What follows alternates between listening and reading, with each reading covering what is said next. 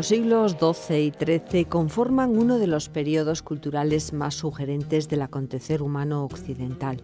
El hombre culto del Bajo Medievo deseaba saber, anhelaba conocer la naturaleza, escudriñar los porqués de las cosas. Se preguntaba por las grandes cuestiones que afectaban a la historia y al hombre. Creía en la existencia de la verdad y la buscaba con ahínco, con auténtico ahínco y pasión.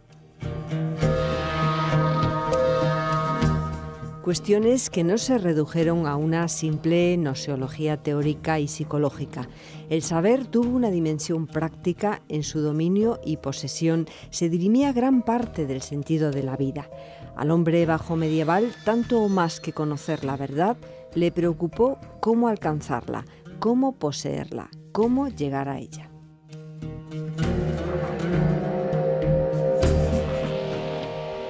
Así comienza la introducción al estudio preliminar y a la obra De modo adiscendi sobre el modo de aprender de Gilbert de Tournai, de la colección de escritos medievales y renacentistas publicada por la UNED en colaboración con la Biblioteca de Autores Cristianos BAC.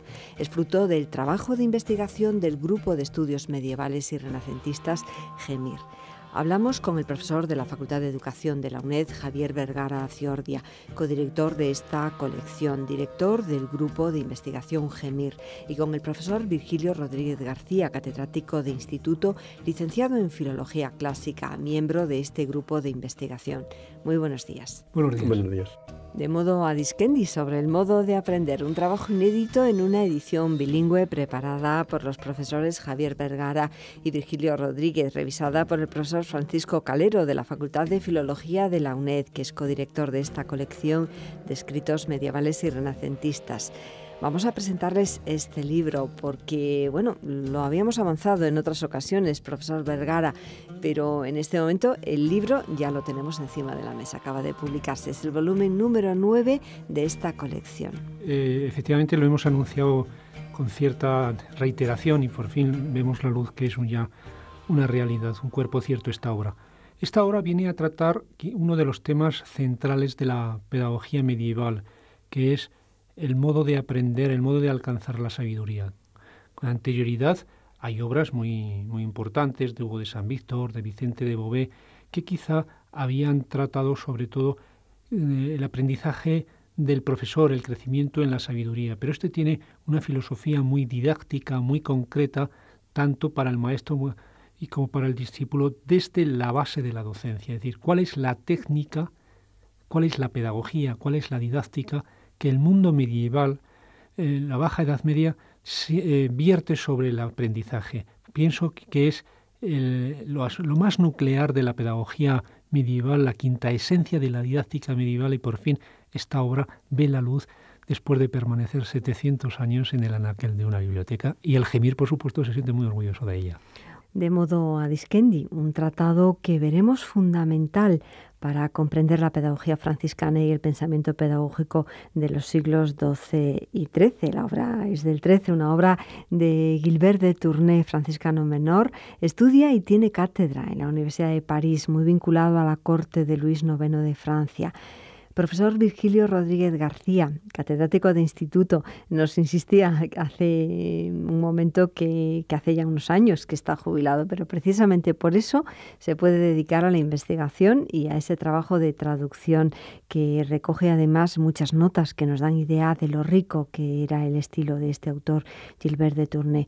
Profesor Virgilio Rodríguez, me gustaría que nos comentase por qué escribe esta obra el autor.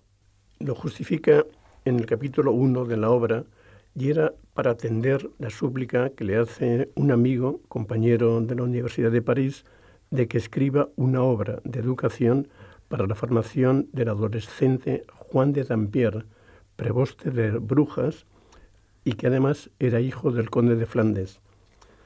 Gilberto remite al amigo a otros tratadistas de educación antiguos y contemporáneos, en los que puede encontrar lo que busca. Pero, ante las reiteradas súplicas del amigo, le dice que le mandará unos preceptos y normas que sirvan para la educación del joven y, de paso, se pueden aprovechar para la educación de otros jóvenes de su época. Y ese es el motivo por el que escribe el tratado. La obra se escribió en el año 1260 más o menos. Sí, ahondando Javier. en lo que dice el profesor Rodríguez, unos años antes, otro gran amigo de Luis IX, como usted ha comentado antes, que es un gran impulsor de la cultura, ha escrito el De Eruditione Filiorum Nobilium, que es un dominico.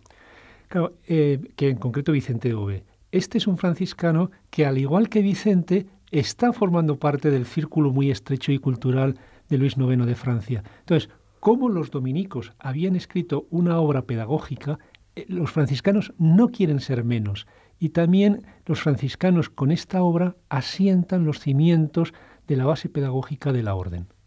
Estamos hablando, creo, profesor Vergara Ciordia, también de una obra que se ha publicado en la colección que antes mencionábamos, esa colaboración del GEMIR en colaboración con la UNED y la Biblioteca de Autores Cristianos. Y además yo creo que hemos dedicado un programa de radio también a esa obra.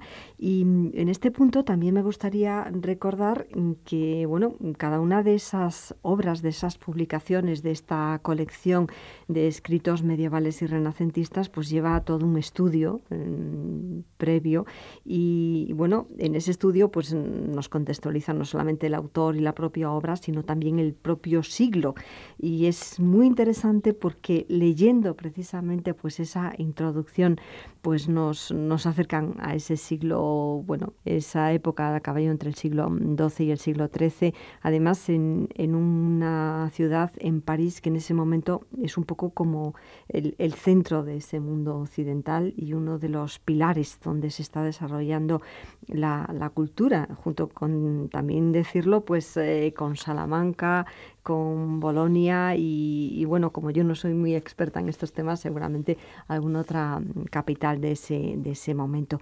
Nos centramos en el tratado y, profesor Virgilio Rodríguez García, ¿en qué consiste esta obra sobre el modo de aprender? Tiene dos partes. En la primera parte se trata del modo de aprender y en la segunda del modo de vivir. Sobre el modo de aprender, en primer lugar, de los conocimientos que corresponden a la introducción de la formación teórica.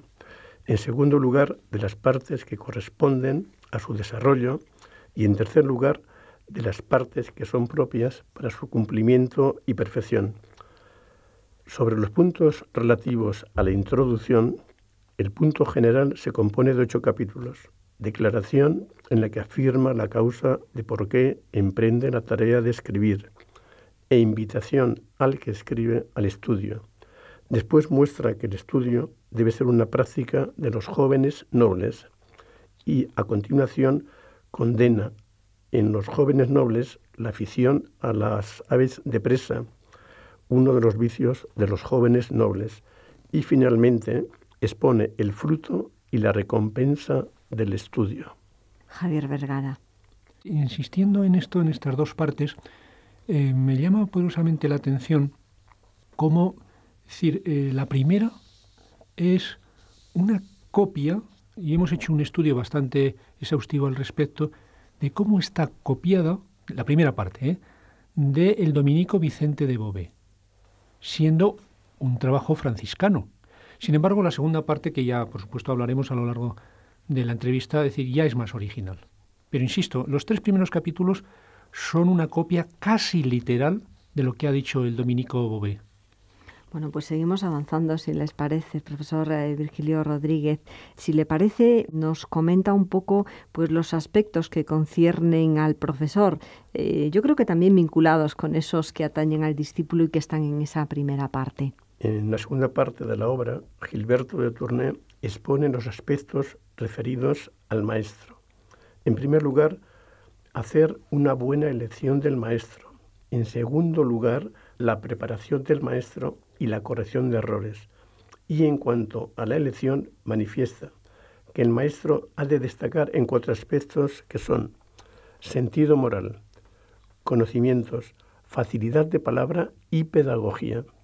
Bueno, no sé si el profesor Vergara quiere... Estoy perfectamente... Sí, estoy por supuesto, suscribo todo lo que dice, no es el profesor Rodríguez García, no en vano, en Valdés, coautor de la obra, ¿no?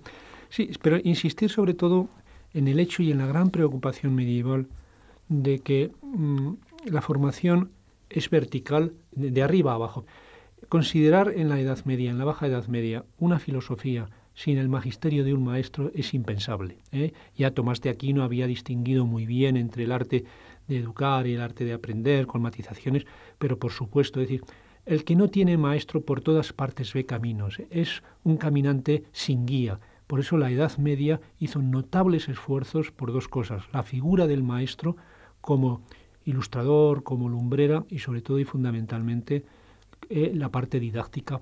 Maestro y discípulo llegan juntos por la verdad a poseerla, a alcanzarla, pero siempre con la guía del maestro.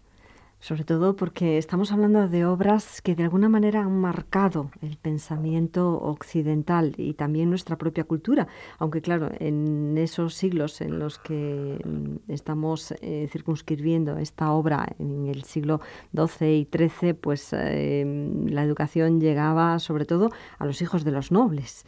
Entonces, en este punto, por eso es que cuando antes el profesor Virgilio Rodríguez nos hablaba de cómo condenaba el arte de la cetrería, pues también hay que contextualizar un poco, ahora serían otras cuestiones, pero de alguna manera han sentado las bases de lo que es ese pensamiento y cómo se ha ido desarrollando en Occidente.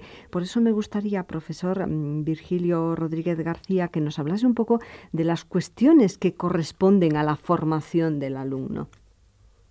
Gilberto trata en primer lugar de la instrucción en el punto de partida del comienzo, en segundo del progreso y en tercer lugar en cuanto a la situación de la conclusión.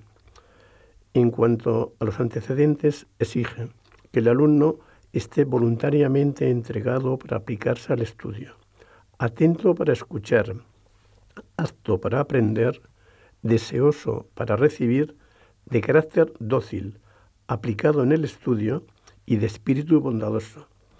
Y se marca 4 objetivos en cuanto a la sumisión del alumno, para hacer desaparecer la soberbia, para suscitar la moderación y el respeto, para asegurar la tolerancia y para tener obediencia.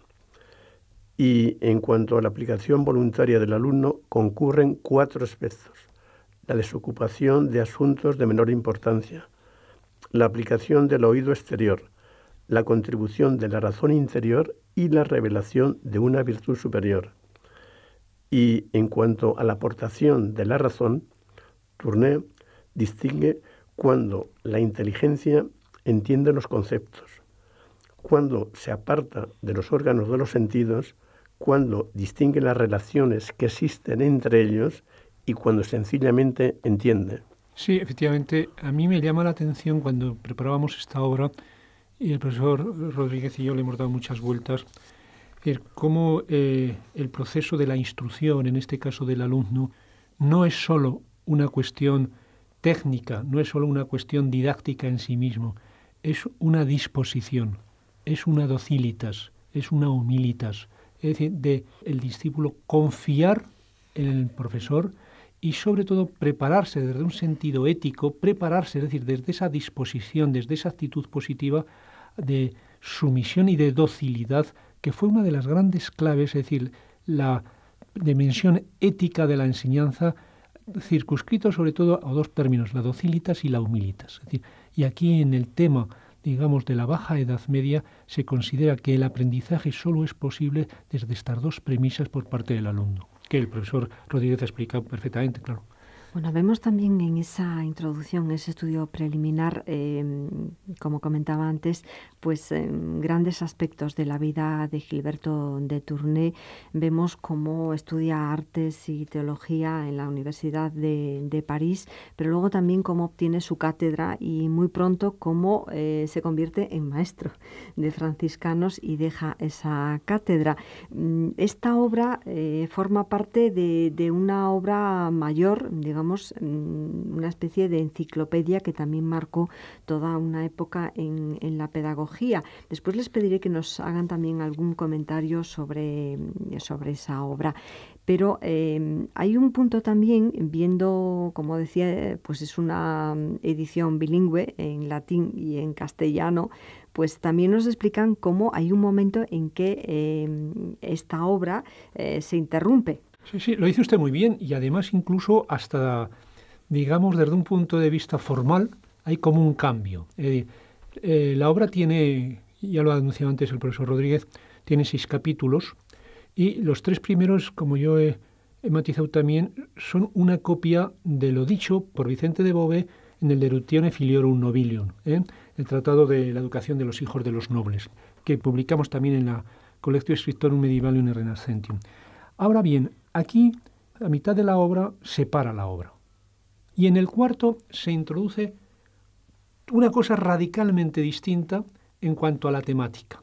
Es decir, si en los 3 primeros capítulos Gilbert de Tournai ha tratado la importancia del estudio, ha tratado la figura del profesor y ha tratado la figura del alumno, en el cuarto se pasa a un tratado de psicología cognitiva magistral, verdaderamente redondo y acabado. Él somete a juicio crítico toda la pedagogía aristotélica, todas las fuentes del nuevo Aristóteles, y los junta, y por supuesto a la filosofía árabe, los grandes escritores sobre el alma, sobre la ciencia, Al-Farabi, Racés, etcétera, etcétera, que han tratado el tema de la psicología cognitiva. Y ahora los junta con San Agustín.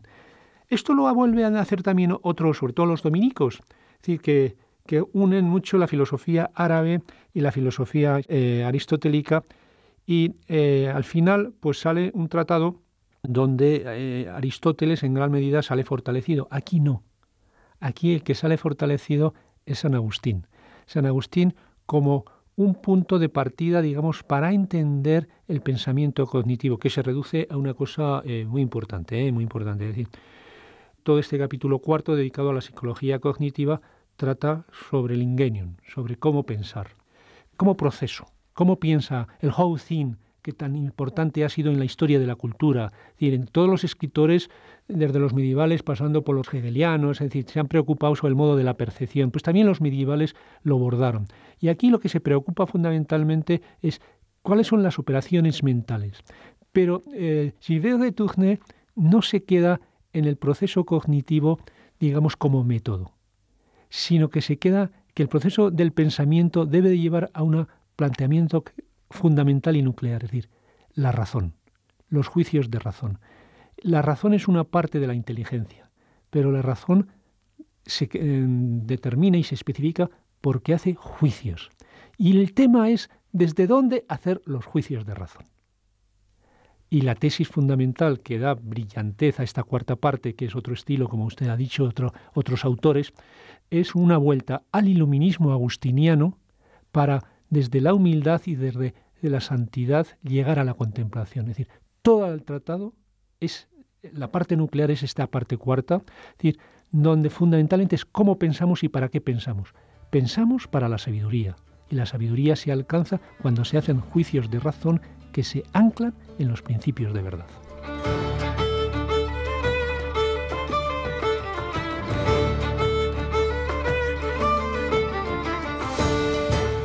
Me gustaría también, profesor Vergara, que nos hiciese un comentario de esa especie de enciclopedia, porque de alguna manera la obra que estamos comentando pues sería como la tercera parte de esa gran enciclopedia, Rudimentum Doctrinae, de la que de modo adiscendi pues es la tercera parte de alguna manera. Vamos a ver, cuando uno lee esta obra de modo adiscendi, o sobre el modo de aprender, uno tiene la sensación de no ser una obra redonda, una obra acabada, de que le faltan cosas.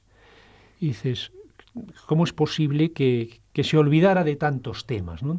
Indudablemente, esto se descubre rápidamente cuando te das cuenta, al final, fíjese usted, al final del libro, él lo dice. Dice que esto es una parte más pequeña de un proyecto más grande que es una enciclopedia pedagógica. Bueno, pues esta enciclopedia pedagógica, él la escribió, que se llama Rudimentum Doctrinae, y que empieza a escribirla hacia 1260 y la termina hacia 1270, más o menos, sobre esas fechas. Y entonces esto es inédito, esta enciclopedia es inédita. Nosotros lo hemos cogido las fuentes de un manuscrito florentino. Entonces trata sobre el profesor, trata sobre el alumno, trata sobre el modo de aprender, que es es decir, sobre el proceso, y la última parte sobre las disciplinas. Entonces nosotros hemos hecho la tercera parte, que es sobre el modo de aprender, sobre el modo de alcanzar la sabiduría. Y está en ciernes unas tesis doctorales dentro del GEMIR y, por supuesto, en próximas publicaciones, hacer las dos primeras partes. La cuarta no, la cuarta tenemos un resumen de lo que es la cuarta porque los documentos originales sabemos que están perdidos.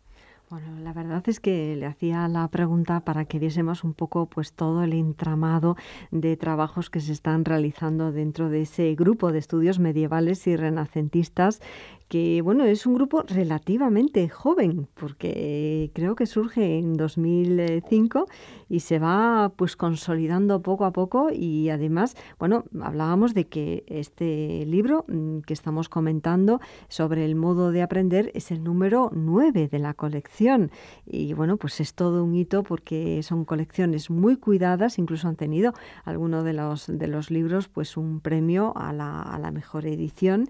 Y bueno, que vale la pena conocer y que vale la pena también estudiar, porque además los estudiantes pueden sacar muy buenas ideas para desarrollar también otros trabajos de investigación y sus propias tesis doctorales.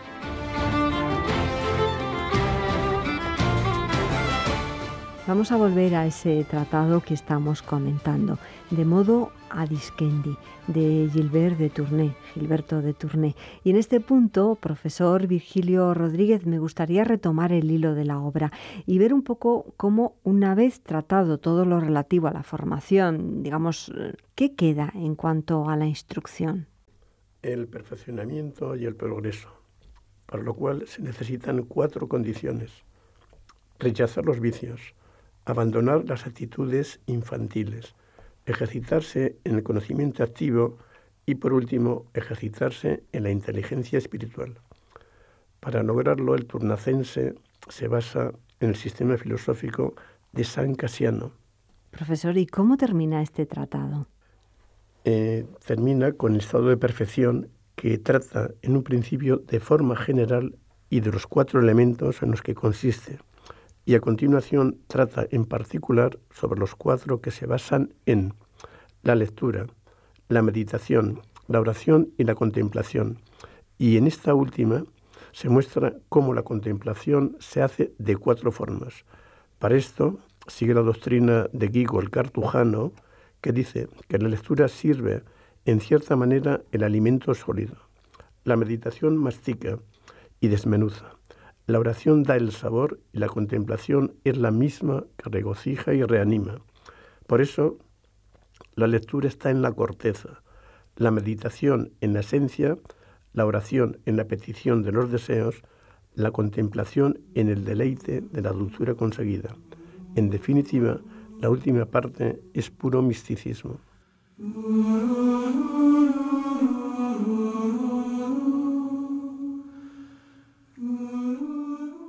Javier Vergara. Sí, ahondando en esto que está comentando el profesor Rodríguez, ¿qué puede aportar una obra de este tipo, escrito en el siglo XIII, hacia 1260, hacia la pedagogía actual, hacia la pedagogía contemporánea? Vamos a ver. Yo pienso que, a pesar de los 700 años que existen, tiene una actualidad extraordinaria, porque Gilbert de Tournai se está preocupando de un problema de suma actualidad. Es decir, ahora es qué hacemos con el conocimiento, que se nos ha perdido en información, ¿no? Como dice Eliot en el 1936 en El poeta La roca. ¿Dónde está la sabiduría, no? Bueno, pues Tournai, en el siglo XIII, en esa eclosión de conocimientos que tiene la Edad Media, se pregunta, es decir, ¿para qué sirve el conocimiento? ¿Cómo llegar a la verdad? Y la tesis que plantea es párate para anclar los juicios de razón, los juicios perceptivos, no en un proceso.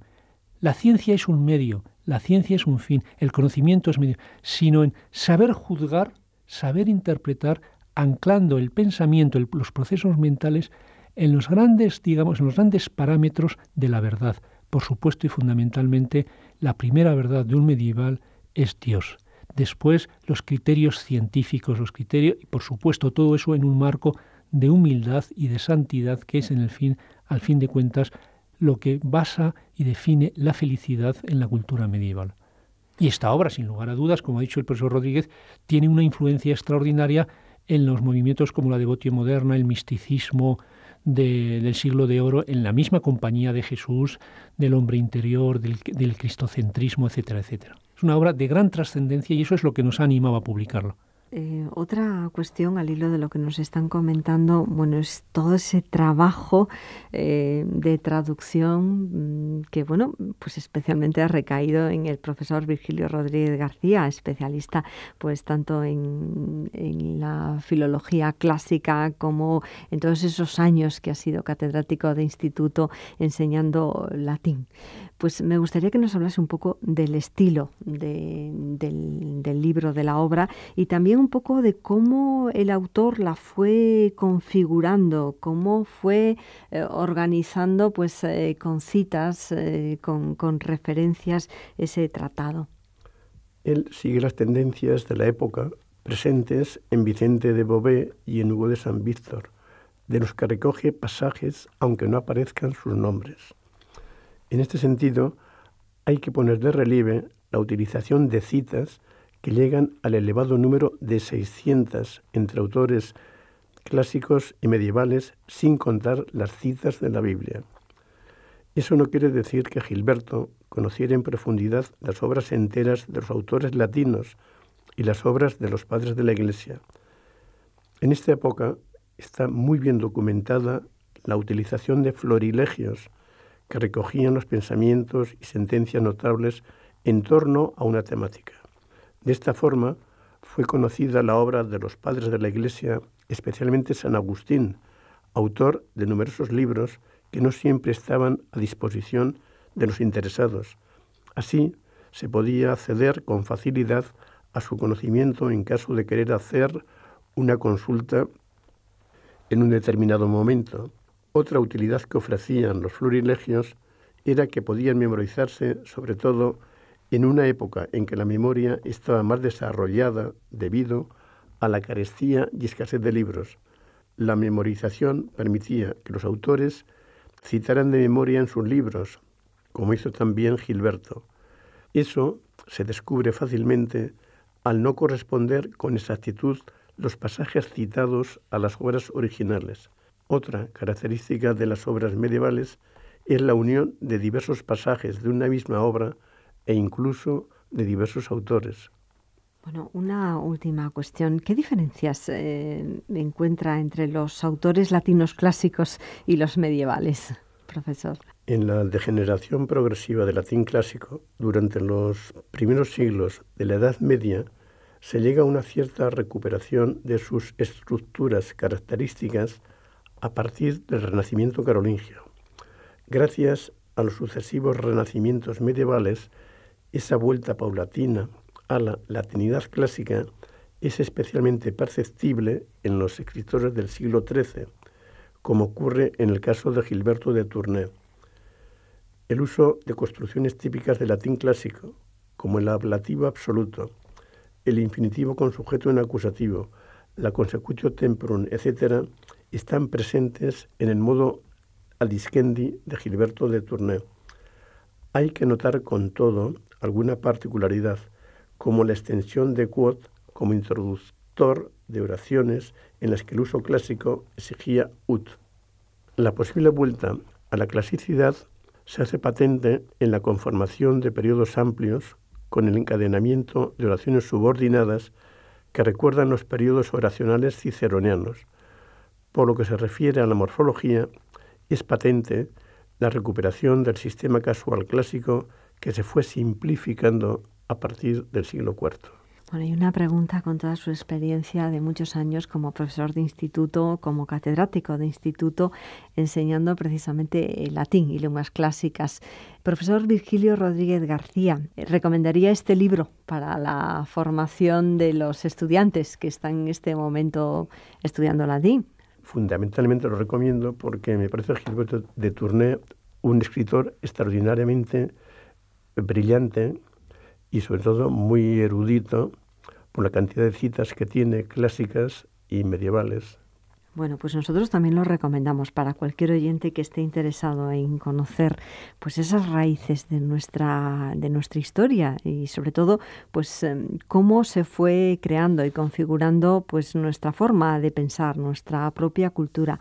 Javier Vergara, me gustaría un comentario también sobre las obras que están preparando en la colección. Sí, pues muchas gracias por esta pregunta, porque la verdad es que la colección se va agrandando, entonces necesitamos tiempo que es el gran problema. Entonces, la próxima publicación, que ya tendré el gusto de hablarlo con usted, es nada más y nada menos que el número 10, pero que trata de un tema nuclear en la cultura española.